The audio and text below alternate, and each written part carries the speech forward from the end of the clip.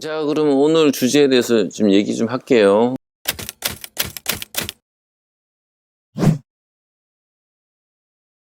제일 먼저 한 질문이 목욕에 관한 거였어요. 질문 내용은 6개월 만에 한 번씩 목욕하라고 하셨는데 이유가 있나요? 라는 질문이었어요. 전 6개월마다 한 번씩 목욕하라고 한 적이 없습니다. 목욕을 평생 시키지 말라고 합니다. 연구소 아이들 150마리 거의 대부분 다 평생 목욕을 한 번도 안 했고요. 특별하게 뭐 소똥밭에 굴러오든지 이런 경우에만 목욕을 시키고, 두 번째는 피부병이 생겨가지고 약물 목욕이 필요한 경우에 목욕을 시키지 그 외에는 목욕을 전혀 안 시킵니다. 목욕을 왜 안 시키냐라는 것에 대해서 설명을 드릴게요. 우리 몸은 1차, 2차, 3차 면역 체계를 갖고 있습니다. 외부의 어떤 침해로부터 몸을 지키기 위한 방어 체계가 3차선까지 있다는 거예요. 3차 면역 체계는 뭐냐면 우리가 쉽게 말하면 백신입니다. 타겟팅을 해주는 거죠.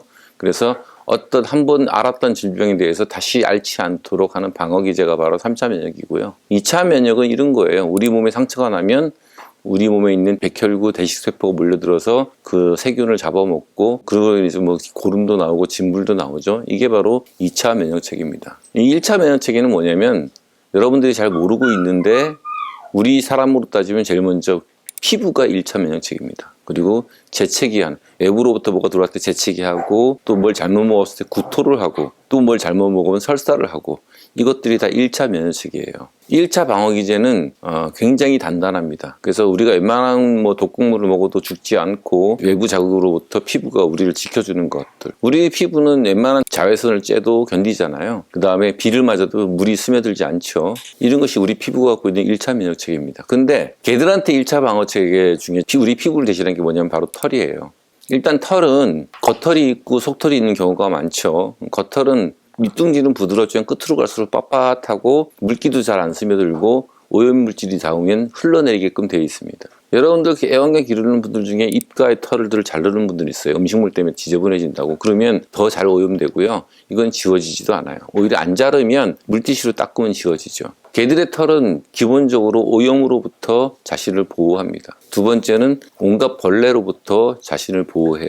세 번째는 자외선이나 추위로부터 자신을 지킵니다. 네 번째는 물로부터 자신의 피부를 보호합니다. 털을 민 아이들이 햇빛을 보면 검은 반점이 생겨요.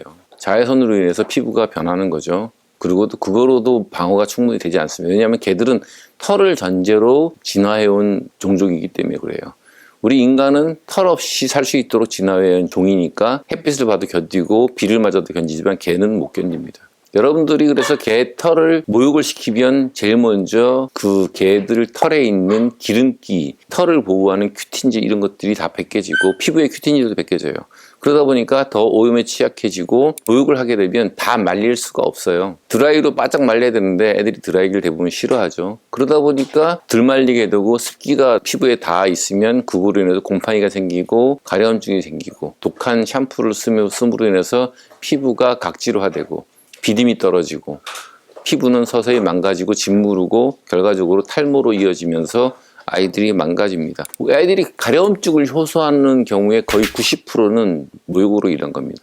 두 번째는 진드기 알 때문이기도 하고요. 여러분들이 목욕을 시킨다는 거는 애들의 세계에서는 원래 없는 거예요. 그러니까 애들을 기르면서 우리 애들은 지저분해요. 그럼 물수건으로 닦아주세요. 그냥 털을 자르지도 마시고 씻기지도 마시고. 가끔가다 뭐 여러분들 애완견들 발바닥 털 같은 경우도 깎으시는 분들이 있는데, 물론 미끄럽지 말라고 깎아주는 건 이해를 합니다만은 아셔야 돼요. 개 발바닥에 털이 없으면, 털이 없는 애들은 견디게끔 돼 있지만 발바닥에 털이 있는 애들은 못 견디게 되는 게 뭐라고요? 동상이에요.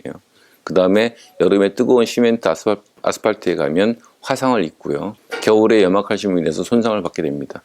가능하면 발바닥 털을 깎지 마시고, 미끄럽다고 생각하시면 집안에 패드를 깔아주시면 돼요.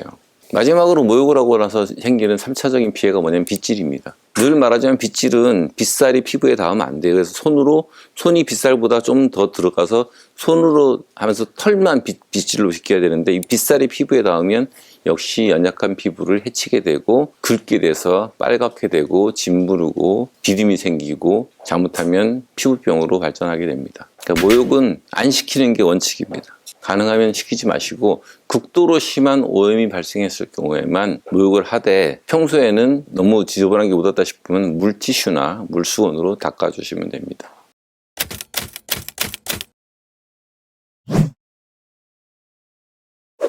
두 번째 질문은 다이어트에 관한 질문을 하셨어요.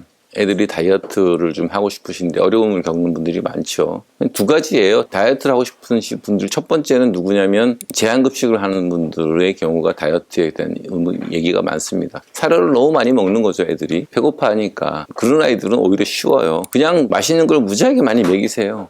고기든 뭐든 계속 먹이세요. 그리고 제한급식을 푸세요. 그럼 일시적으로 살이 찔 수 있겠죠. 하지만 애들은 입맛이 사람보다 9배 예민해요. 그래서 맛있는 거 먹다 보면 점점점 사료도 맛이 없어지고 웬만한 걸 잘 안 먹게 됩니다. 그러다 보면 그때 적정량만 사료를 늘 드시고 뭐 사료나 황태나 물 같은 거 늘 옆에다 두시고 특식 양만 조절하시면 아이들은 금방 다이어트가 됩니다. 두 번째의 경우는 사람이 만든 다이어트가 있어요. 사료도 잘 안 먹는데 수시로 자꾸 간식이고 뭐고 자꾸 먹여갖고 특히 등치가 있는 개들은 괜찮은데 조그만 아이들은 우리가 생각하기에 조금 줬다고 생각하지만 그게 그 아이한테 그게 아니거든요. 무슨 말이냐면 보통 이런 거 있죠. 사과 같은 경우는 사과 한 개를 먹으면 큰일 나죠. 개들은 토합니다. 근데 우리는 평소에 사과 한 개 가볍게 먹으니까 사과 한 8분의 1 쪽은 아무것도 아닐 거라 생각하지만 우리 몸무게가 70kg가 사람 기준으로 보면 8kg 되는 아이는 사과 8분의 1 쪽이 사과 한 개랑 똑같단 말이죠. 그런 식으로 먹을 거를 줄 때 아이의 체중과 관련해서 필요한 만큼 먹을 걸 주는 것을 사람 기준으로 이 정도는 괜찮겠지 하고 준 것이 과식이 되는 거고 비만의 원인이 됩니다. 두 번째 경우에 비만인 경우에는 다이어트 방법은 주인이 아이를 먹을 것을 너무 과하지 않게 적정량을 주는 게 제일 중요합니다. 기본적으로 근데 제한급식을 안 하고 자율급식을 하는 애들은 대부분 입이 짧아져서 살이 안 쪄요. 중성화한 아이들 살찌는 거는 그거는 솔직히 답이 없습니다. 그거는 뭐 중성화한 아이들은 아무리 해도 식욕에 관한 호르몬이 정상 분비가 안 되기 때문에 과식을 하는 경우가 대부분이고요.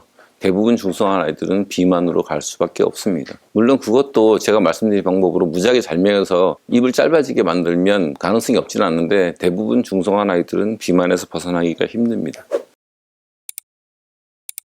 몇 가지 해서 오늘 주제 두 가지 질문 올라오신 거 모욕이랑 그 다음에 다이어트에 관한 것은 답변을 드렸습니다. 이상으로 라이브 마치고요. 다음 주 일요일 날 7시에 또 여러분들이 커뮤니티에 올린 주제를 가지고 찾아뵙도록 하겠습니다.